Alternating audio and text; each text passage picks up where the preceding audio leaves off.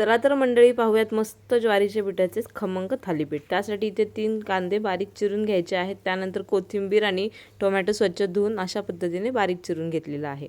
त्याच्यानंतर एक काकडी तिची सालं काढून ती सुद्धा या पद्धतीने किसून घेतली।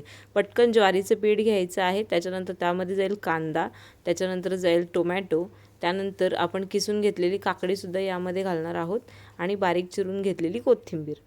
त्यानंतर याच्यामध्ये जाईल 1 चमचाभर जिरे, मगाशी मी बेसनपीठ टाकायचे विसरले, 1 मोठा चमचाभर याच्यामध्ये बेसनपीठ घातले।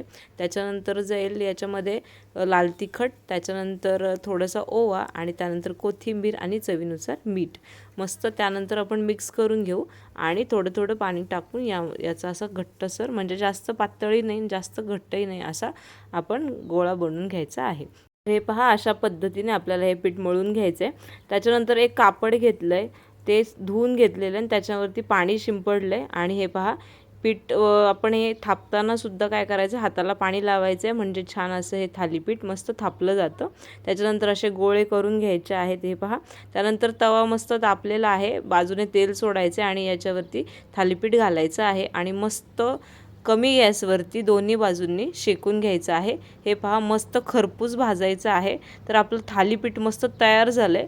पटकन एक घास खायचा आणि पटकन सबस्क्राईब करायचे।